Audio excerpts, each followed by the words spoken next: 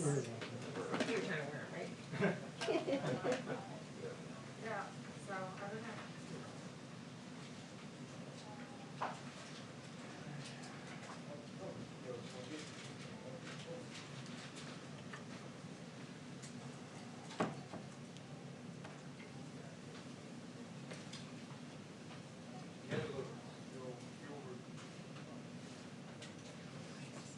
What'd you do to it? Your Achilles?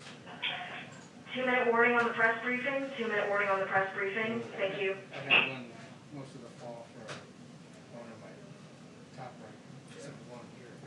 Right. My mother just did the same thing. Amazing. So, Generally, oh yeah. living life where we should. There's some all around a little bit, but Yeah. yeah, definitely. Walk on the moon. Yeah. But it's The ultimate answer would, safe. yeah. It's solution for right now.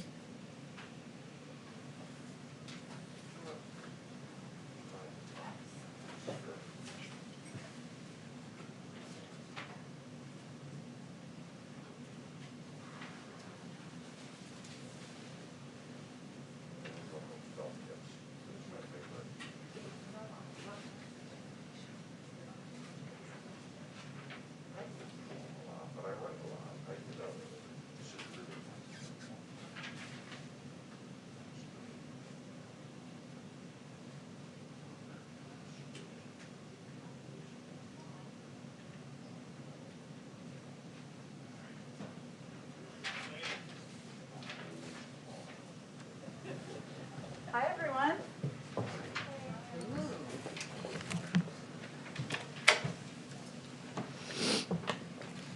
Okay, a couple things at the top. Mondays, there's always a lot to report. I'm sure you feel that way. Later today, the President, the First Lady, the Vice President, and the Second Gentleman will mark the solemn milestone of 500,000 American lives lost to COVID-19. They will ask all Americans to join in a moment of silence during a candle lighting ceremony at sundown. President Biden will also deliver remarks and order all flags on federal property to be lowered at half-staff for the next 5 days. Tonight's events, including the President's remarks, will highlight the magnitude of loss that this milestone marks for the American people and so many families across the country.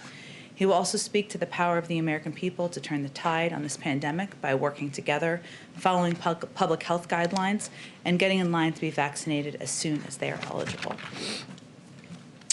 As you all know, there are a number of confirmation hearings coming up this week.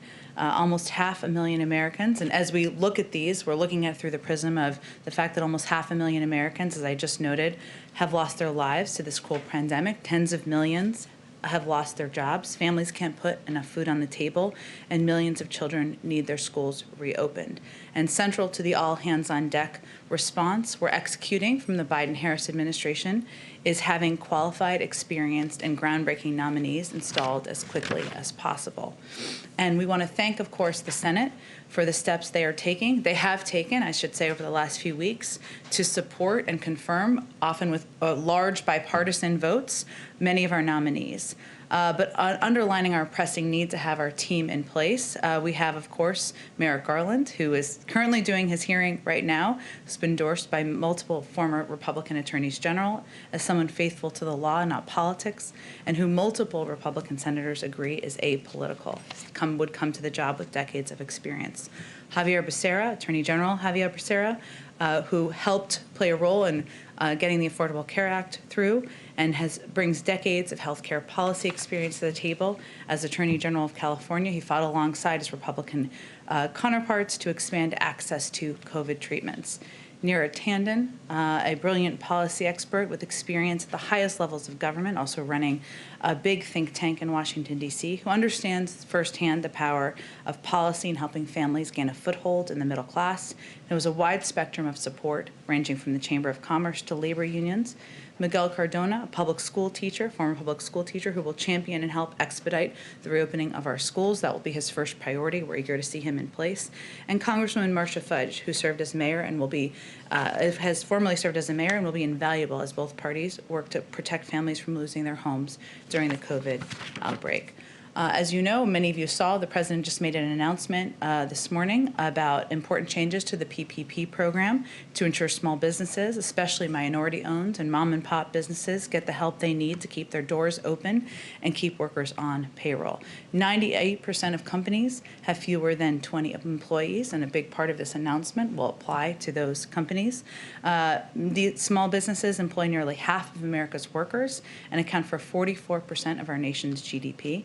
More than 400,000 small businesses have permanently shuttered due to the pandemic. Millions more have lost substantial revenue. So clearly an area where there is a need for great focus. His announcement includes instituting a 2-week window starting Wednesday, during which only businesses with fewer than 20 employees, so 98% of them, can apply for relief through the program, so that we prioritize support to businesses who were previously left behind. The changes also include expanding eligibility so that sole proprietors, independent contractors, and self-employed Americans, as well as immigrants who are lawful permanent residents, can receive more support. And finally, the changes announced today will roll back restrictions that disproportionately impacted entrepreneurs of color from receiving relief, including Americans who are behind on student loan payments and business owners who were formerly incarcerated for non-fraud convictions. I also just had an update on the winter storm. On Friday, the president approved a major disaster declaration, as many of you know, for the state of Texas, including public and hazard mitigation assistance for all 254 Texas counties. In that declaration, 77 Texas counties were approved for individual assistance, which allows for uninsured property owners to seek federal assistance if their home is damaged by burst pipes caused from freezing weather. More counties will likely, we expect more counties to be added as more work is done to evaluate need, and that's a reflection of FEMA's initial evaluation.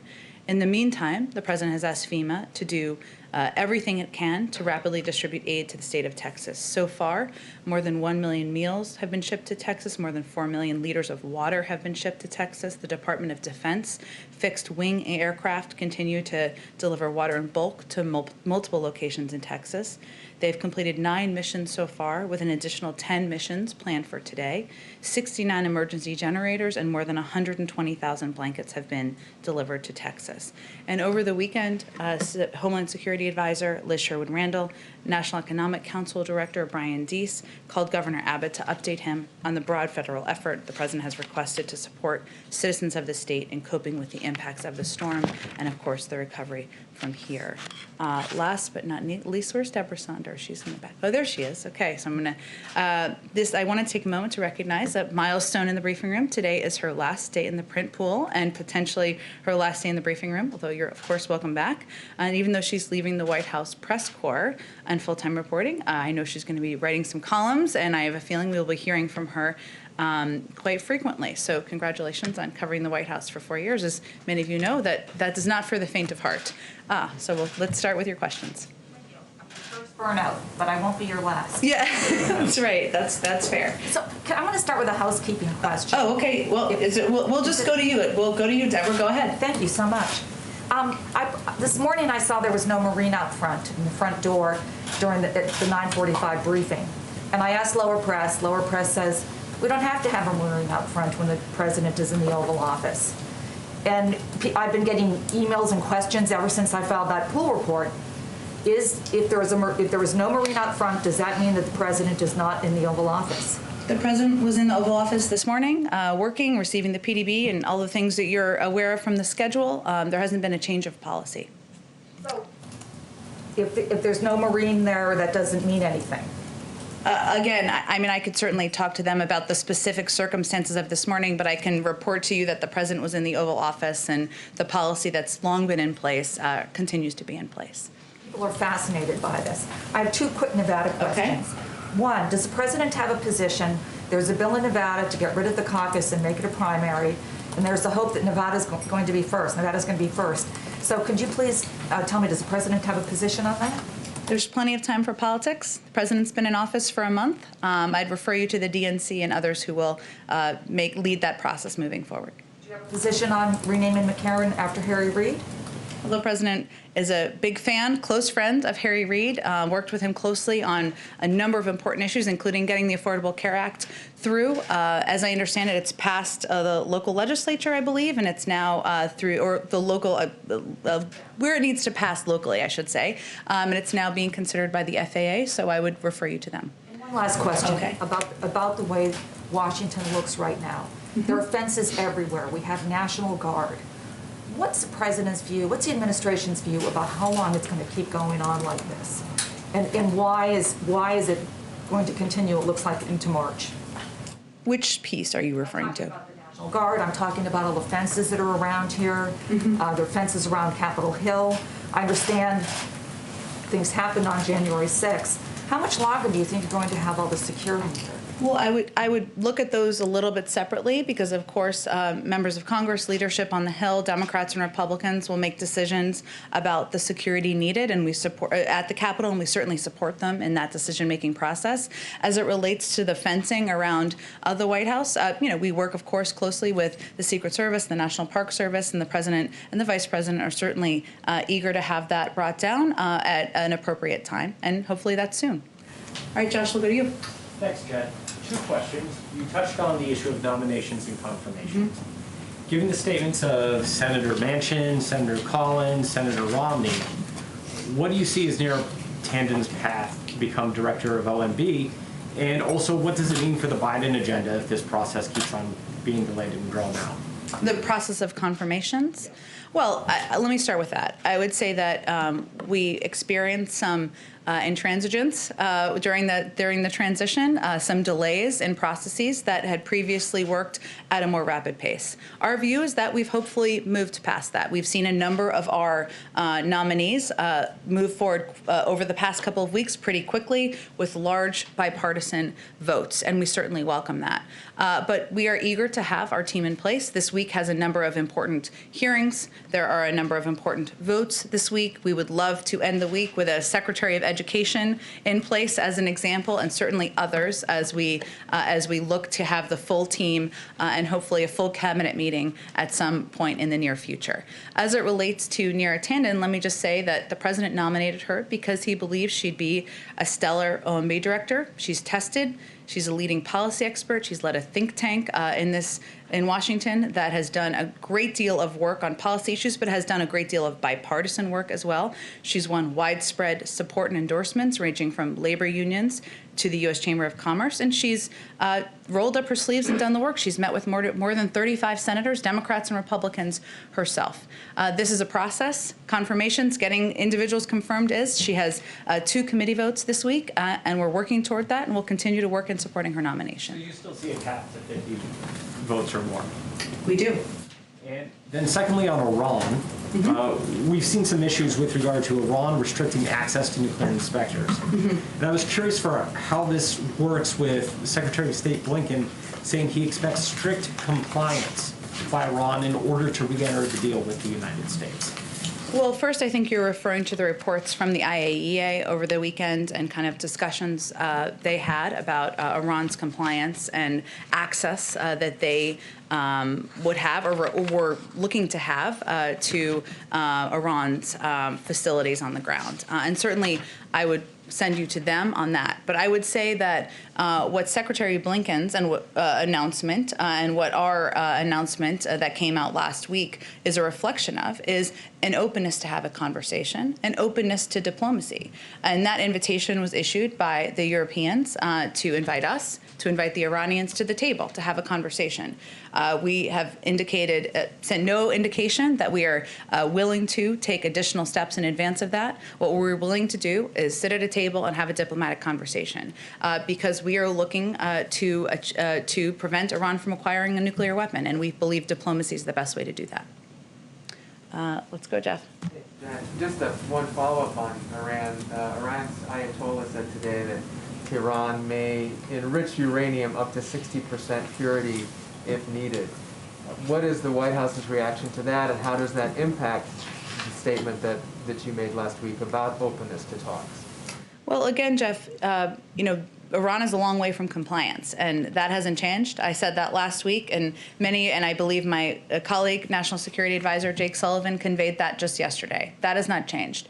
What we are open to is a diplomatic conversation. And our view is that diplomacy is the best path forward to preventing Iran from acquiring a nuclear weapon. That does not mean they have clearly not taken the steps needed to comply. And we have not taken any steps and made an indication that we are going to meet the demands that they are putting forward either. Does this kind of rhetoric concern you, though, in terms of the possibility for diplomacy? Well, I think we're at the stage where we're waiting. The Europeans are waiting to hear Iran's reply to their invitation to have a conversation. So that's the stage we're sitting at this point in time. Also in the realm of diplomacy, China's foreign minister made some remarks today about wanting to sort of rejig the relationship with the United States, and he called for tariffs to be removed. I know that this policy is under review, along with lots of policies, but can you give any reaction to what he has said and any update on President Biden's feelings about tariffs and broader China policy? Well, I think, as we said, around the time when the president had a conversation with President Xi, we believe the relationship with China is one of strong competition. We want to come to that relationship from a position of strength. That means working in close coordination with our partners and allies around the world, Europeans, other partners in the region, also with Democrats and Republicans in Congress. And it also means we want to do work at home and focus on doing work at home to make sure we are coming to that from a position of strength. As you noted, there's, of course, a review of our tariffs and the tariffs that were put in place. I don't have any update on that at this point in time. One last time, I wanted to follow up on what Josh asked you about Neera Camden. You said that the White House still sees a pathway. Without Senator Manchin, what is it? Well, again, I think she needs the majority of votes in order to get through and be confirmed as the OMB director, and that's what we're working toward. Go ahead, Ed. In that vein, beyond your tender, is the White House certain that all other cabinet nominees have the support of all members of the Democratic Party? Well, I don't have a whip count for you here, but we take nothing for granted. And part of our effort is not just reaching out to Republicans, which we certainly are doing, and all of our nominees do as well, but also ensuring that Democrats who have questions, who have any concerns, have their questions answered too. And we take nothing for granted in pushing forward with our nominees. Okay. In opposing your 10 Republicans and at least one Democrat have said they expected more from the president's nominees in the vein of uniting a divided country. What's your response to that specific criticism that they have leveled, that she spent years stoking that divide on the air and online? Well, here's what I can convey about her work as somebody who ran CAP, the Center for American Progress. She worked with partners across the ideological spectrum to develop consensus solutions to addressing the federal tax code, to improving access to high-quality educational opportunities. They partnered with AEI in that effort. She led the effort to work with FreedomWorks and others on the R Street Institute on making progress on criminal justice reform. And again, she met with 35 members of the Senate, including Republicans. So she is willing and eager to meet with people who agree with her, of course, but also people who disagree with her. And what she brings to the table is not only decades of policy experience, but an expertise and leadership, again, of a major think tank in this city, but also somebody who has lived experience. She grew up as the daughter of a single mother, somebody who benefited from many of the programs that she would be tasked with determining the recommendations on funding for. So she has a record of working with members of both parties, or views from both parties, and we have no doubt she would do that as budget director. On the COVID bill, the President talked a little while ago about it and noted that there are some concerned about the size of the price tag and asked, what would you cut? Would the White House be okay if it went north of $1.9 trillion for whatever reason?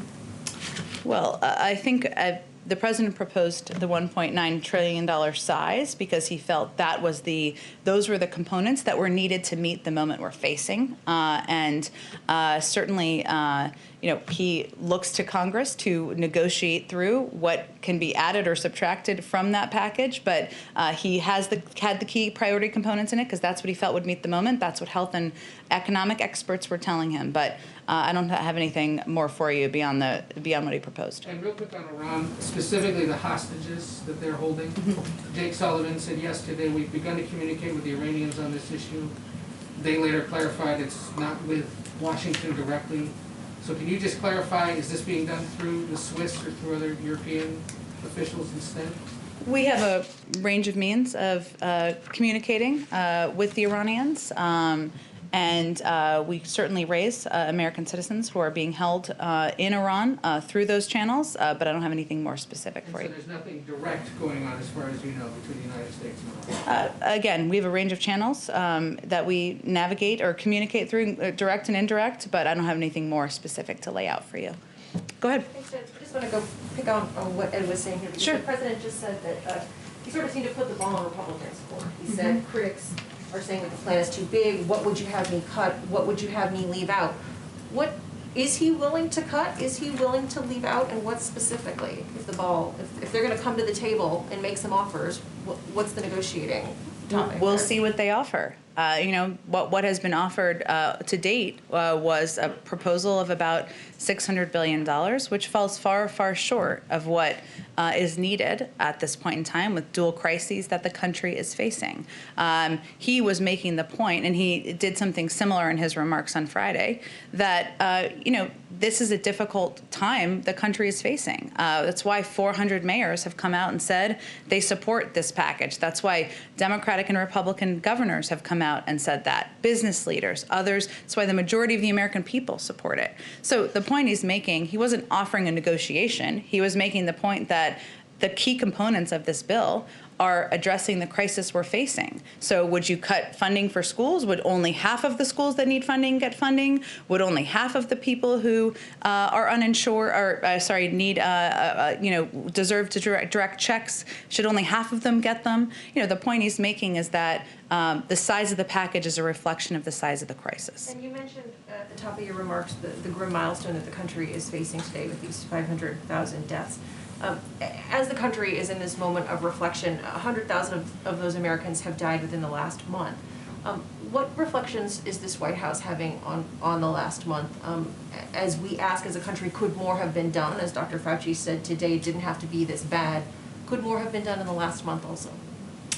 Well, I think we, inherited a circumstance where there were not enough vaccines ordered. There were not enough vaccinators available to vaccinate Americans, and there were not enough places for people to go to get those vaccines shot into their arms. And you can always look back and say, we wish we would have done this better. We wish the storm wouldn't have come. But our focus is on building out of the hole that we inherited, and ensuring that we are taking every step necessary, every step possible to reach people in their communities, to tap into the manufacturing sector through the DPA, to communicate effectively about eligibility. And that's what our focus is on at this point in time, the path forward. Go ahead, Caitlin. A few questions for you. One on the COVID relief bill. Senator Bernie Sanders said he does believe that the parliamentarian is going to rule that $15 minimum wage can be in there.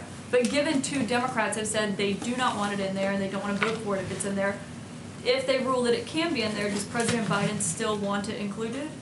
Well, the president would not have included an increase in the minimum wage if he did not want to see it in the final package.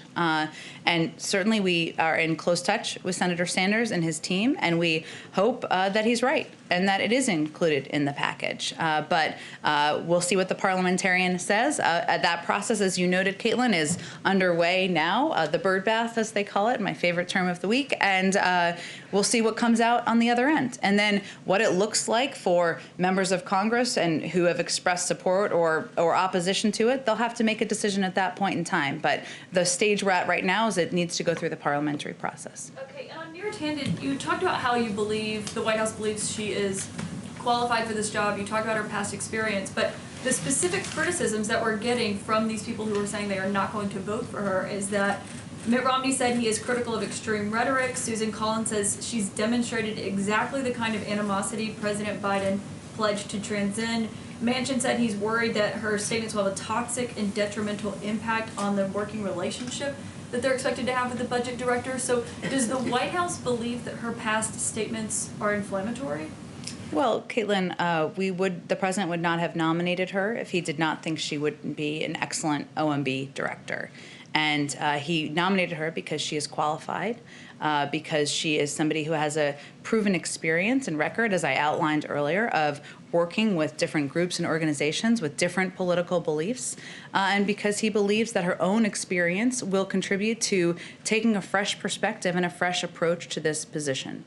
So we simply just disagree with whether she's the right person for the job with these senators. So President Biden did not have any concerns about her past statements? I think I'll leave it at what I've said so far. Go ahead. I have one more. So Yeah, go one ahead. more housekeeping. By this time in their presidencies, both President Trump and President Obama had held solo press conferences. So are there plans for President Biden to hold a solo press conference anytime soon? He will hold a solo press conference, but I don't have a date for you at this point in time. This week? Not this week, no. Go ahead. Get to pick the inquisitors himself? What'd you say? Will he get to pick the inquisitors himself? Well, typically any president has a list of people that they're going to call upon, but usually it's a large number of people who are in the press room, and we certainly hope we'll be able to do that in a COVID-safe way. Go ahead. Thanks, Jen. A couple if I could. One, just following up on Neera Tanden. Has the White House reached out to any Republicans who have not yet said how they're going to vote? We have been working the phones, in touch with Democrats and Republicans and their offices through the course of the weekend. And then also on the COVID bill, a CBO analysis suggested that only a small portion of the $130 billion for schools would actually be spent in the current fiscal year.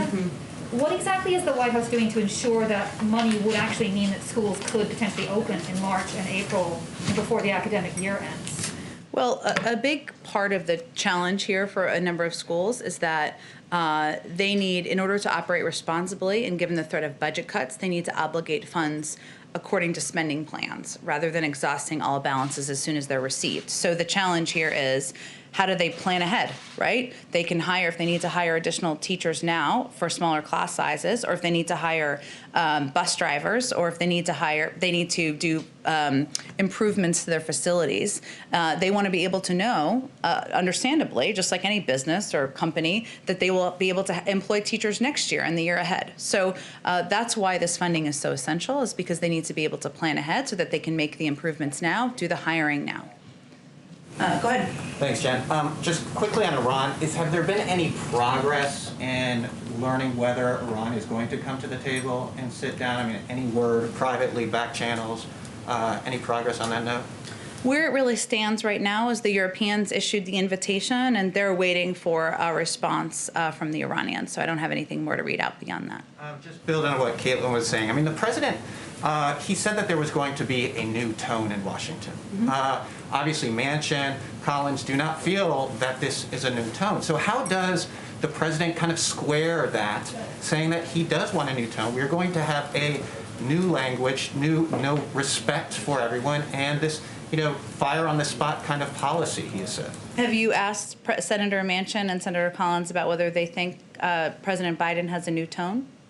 Well, I mean, I think Senator Manchin and Senator Collins have said that they have concerns about her tweets and her language. And we disagree on whether she is the right choice for OMB, to lead the OMB. But that is a bit of an overstatement to suggest that anyone, and you should ask them, and unless you've had interviews with them, then please speak up and convey that to us. But they both have had regular conversations with President Biden.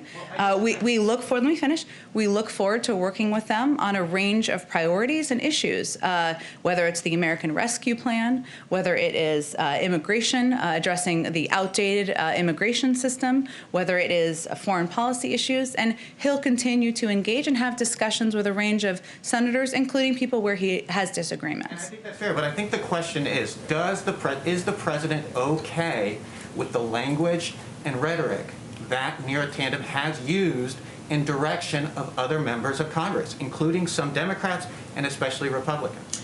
I think the fact that the president nominated her to lead the budget, to be running OMB, reflects his view that she's the right person to be in his cabinet, to lead be overseeing the budget, and that her qualifications, her history of working across the aisle with people from different groups who have different points of view, is a reflection of how she would do that role.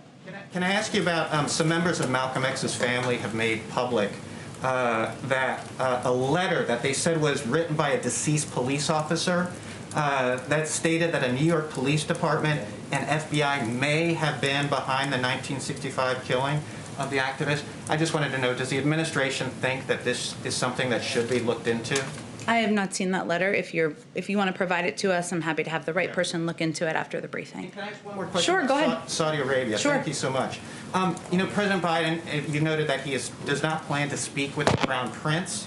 But I wanted to ask, what does that actually mean? I mean, the president has obviously called for accountability for the murder of journalist Jamal Khashoggi. But how is the relationship actually going to change? I mean, is this just symbolism? Are we going to have some concrete changes that demonstrate this accountability?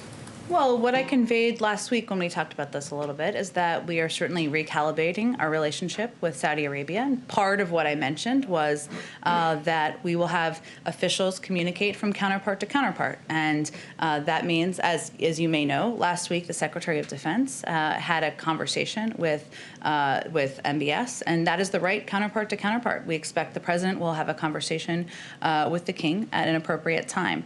But there are other components, as you know, of our relationship, including the fact that the president, unlike the last administration, is not going to hold back in speaking out when he has objections, concerns about issues related to human rights, freedom of speech, any other concerns he may have about the way things are being run. At the same time, there's an important role we can play in relationship as it relates to the threats that come into the Kingdom of Saudi Arabia from actors in the region. And that is a relationship that we will continue to work with them on.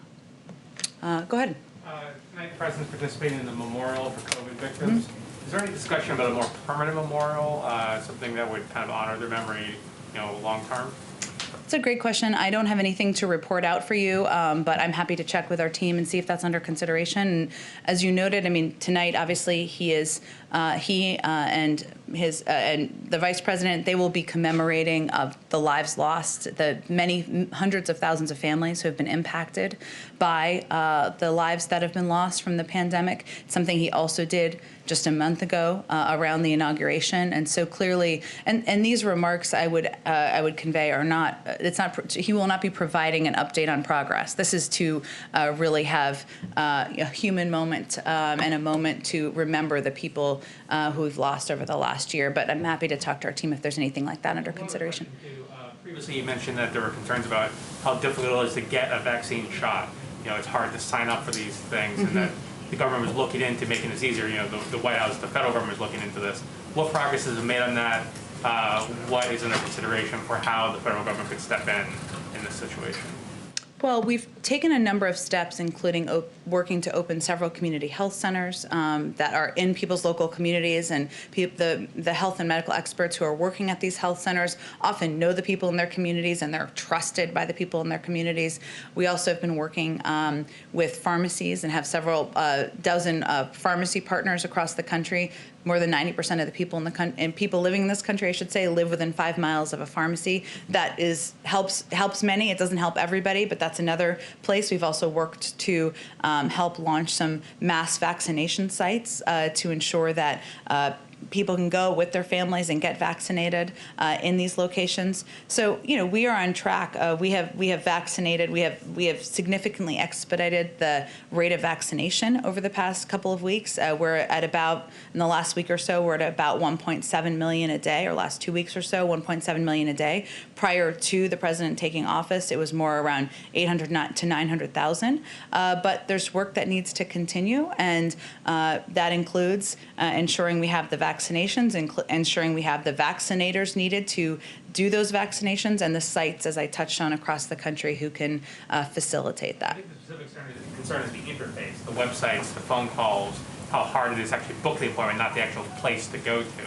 Well, the place to go to is a huge factor in that, because a community, but this is something we've done a lot of work and research on, a community health center that's located in the middle of a community where people know to go to for basic health care, for for questions about their kids, for pediatric appointments. That's a place that's trusted in their community. So it's important that those are places that are open now in a range of communities across the country. Pharmacies, which are actually the places where you can do exactly what you just said and log on online and make an appointment to get a vaccine. We've just doubled the number of vaccines that are going to those pharmacies. We made an announcement last week. So there are a number of steps that we're taking to ensure that more vaccines are getting out the door and they're getting into communities. Go ahead in the back. Thank you, Jen. I have two brief foreign policy questions. Okay. The president has an excellent relationship with Pope Francis, who also has had considerable outreach with Iran. He greeted President Rouhani. He's been in touch with the Ayatollahs. Could he be a possible back channel, or is he already a possible back channel on Iran? You're correct, he does, and there's certainly a picture on his desk or in the Oval Office that is a reflection of that. But the proper channels at this point are we're going to work in partnership and through the P5+1 partners and allies. We worked through for the first round of the putting the JCPOA together. We're waiting at this point to hear back. The Europeans are waiting to hear back from the Iranians on whether they are open to that diplomatic conversation. So really the discussions are at that stage at this point. So the Pope's not going to be involved in any way in that? I certainly would never claim to speak for Pope Francis or any pope, and you can certainly reach out to the Vatican if they have intention of getting engaged in some capacity. The other question I have is that as Vice President, the President met and talked to the President of Rwanda, Paul Kagame. Does he have any views on the current trial that's going on in Rwanda of Paul Rusesabagina, the central figure in the Hotel Rwanda movie, who many say was kidnapped illegally, but who the government defends and said should be on trial? It's a great question. I have not spoken with our national security team about the particular trial. I'm happy to talk to them, and we can follow up with you after the briefing. Would you do that, please? Happy to. Yeah, absolutely. Go ahead. One more on Mayor Canada, then I promise I'll move on to a different topic. You said she's only met with 35 senators, is that correct? Is there over at least 35, had over 35 meetings. Is there a reason she's not met with more? Has any GOP senator refused to meet with her? I don't think we're going to speak to, as we would in any case, who she's met to or met with or give you a list to protect the privacy of senators. But 35 meetings with Republican and Democratic senators is actually quite a significant number of meetings in the process. But okay, point taken. But if you look at how controversial her nomination is, and in the context of your broader legislative agenda and other legislative items that will face an uphill battle in Congress, do you risk political capital by forging ahead with this, or do you see it completely unrelated? Look, I think the president nominated Neera Tanden because he felt she was the right person to lead the budget office because she has decades of experience, because she would bring fresh perspective to the job, because she has a record of working with people from a range of organizations of different viewpoints. But and we remain committed to moving that process forward to a confirmation. But there are a range, even areas where we disagree. We may have disagreement, of course, with Senator Manchin or Senator Collins about whether she's the right person to lead, but we are still going to work with them on a range of other issues that are of mutual interest and of interest to the American people. And that includes the rescue plan, that includes many components of the president's agenda moving forward. Dave, Go ahead. I want to work with you. Oh, Sorry, go ahead. one more. Go ahead. One other one on the semiconductor shortage, which I asked about, I think, 2 weeks ago or a week ago now. Brian Deese and Jake Sullivan, I think, are working on this, and you confirmed that there was outreach to the Taiwanese and other countries. Do you have any update on responses that you got from these countries on how to fix it? And I know you guys have also acknowledged there is no short-term fix, but something in the medium term, since it is really impacting a lot of businesses. Absolutely, and there's been outreach to the manufacturing sector and companies as well to discuss the impact of the shortage. You mentioned the letter that was reported that Brian Deese, our NEC director, sent to Taiwan. There has been a lot of outreach to international partners as well as we work through this issue. But I expect we'll have more in the coming days to share with you on the next steps here. Go ahead. Hey, Jen, thanks. 2 questions. The first is on Texas. Some folks have come home to astronomical electric bills, and there are, stories about those being the result of deregulation and other issues being the result of light regulation. I wonder if the president plans to weigh in on that or talk to that. Does he still plan to go to Texas, or does he plan to go to Texas this week? Sure. Well, the president is eager to go to Texas. I traveled with him to Michigan, I should say, on Friday, and he was closely tracking, of course, the work that FEMA was underway. He spoke with his acting administrator on the way back from that trip. He has been getting updates from his national security team over the course of the weekend, and he wants to go and show his support. He also is fully aware of the footprint of a president of the United States and everything that comes with that, traveling to a disaster area. But we are hopeful that trip can happen as early as this week. Sure. One more question on hopefully getting a preview of the timbre of tonight's speech. I wonder if there is a worry from the White House that, given positive news on the coronavirus front, that people will let down their guards, as has happened in the past, and numbers will go up or spike again. Does the president plan to address any of that tonight, or is it just reflecting on the grim milestone? The president felt it was important on a personal level and human level to mark the lives lost over the past year, nearly year of this pandemic. And that's the purpose of tonight, both the remarks he'll be delivering, but also the moment of silence that we will all be participating in from wherever you are located. But he is also quite mindful. So tonight is not the night to give advice to the public or give an update on progress being made, but he has, at every opportunity he has been given, from last Friday to most times he's speaking publicly, convey that his focus and his commitment is on getting the American Rescue Plan passed, ensuring we have enough vaccines to vaccinate 300 million Americans, but the American people have a role to play here as well, which is wearing masks, social distancing. Everybody wants to get back to normal, but the president, the federal government can't do that alone. It is going to take everybody participating in that process to get closer to normalcy in the country. Go ahead in the back. Thank you, Jen. I have one question and one from Canadian journalist. This is follow-up on Nord Stream 2. Several Republican members of Congress criticized the administration for a failure to name new targets for sanctions related to Nord Stream 2 in a report required by Congress. And Democratic Senator Jen Psaki is also asking for explanation. And just today, foreign ministers of Poland and Ukraine urged President Biden to stop the project. Your response? Well, President Biden's view remains that Nord Stream 2 is a bad deal. It's a bad deal because it divides Europe, it exposes Ukraine and Central Europe to Russian manipulation, and because it goes against Europe's own stated energy and security goals, which I think is a shared concern that many of the individuals you mentioned have expressed. We're continuing to monitor activity to complete or to certify the pipeline, and if such activity takes place, we'll make a determination on the applicability of sanctions. And sanctions are only one of many important tools to ensure energy security, so we're also going to work with our allies and partners to reinforce European energy security and to safeguard against the sort of predatory behavior we have warned against.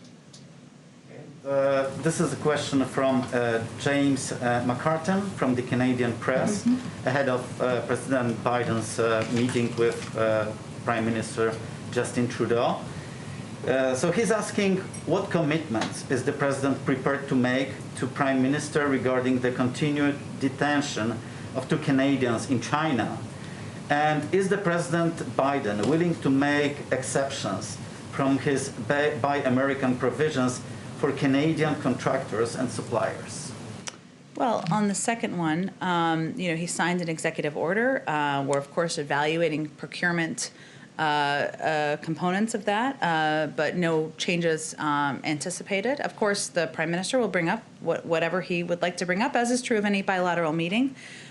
We expect the President, during the meeting, to highlight the strong and deep partnership between the United States and Canada as neighbors, friends, and NATO allies, that they will discuss issues of mutual interest from COVID-19 to climate change and the economic ties that bind our countries, as well as the deep people-to-people bonds we share. And after the conclusion of the meeting, I'm sure we'll have a readout of what was discussed and communicated during his first bilateral meeting. Thank you. Go ahead. Thanks, Jen. Even while acknowledging the grim milestone that we're hitting today of 500,000 deaths in the country, it's worth mentioning that around the country, cases, hospitalizations, and deaths currently are plummeting. And as the pace of vaccination increases, I'm wondering, does the administration think that we're either at or close to a sort of turning point as it comes to the pandemic? Well, I certainly understand the question, and it's one that I'm sure all of your friends and neighbors are asking you as well. But I know that there'll be a briefing later this afternoon with our health experts, as we do Monday, Wednesday, and Friday. I would say, though, that 500,000, a milestone of 500,000 deaths is certainly not something we're celebrating, and it's hardly something, it's something to commemorate and to take a moment to remember all of the families that have been impacted across the country. We feel there has been some progress made. We're leading the world in the number of vaccinations administered, and second only to Israel in the share of population fully vaccinated. We're, of course, implementing new masking requirements to make sure people stay safe. But as someone alluded to, or in an earlier question, we need to remain vigilant, both from the federal government, the American people need to, and it's still going to be months and months of sacrifice, of work, of suffering, unfortunately, in order to get through the pandemic. Thanks, Jen. Thanks, everyone.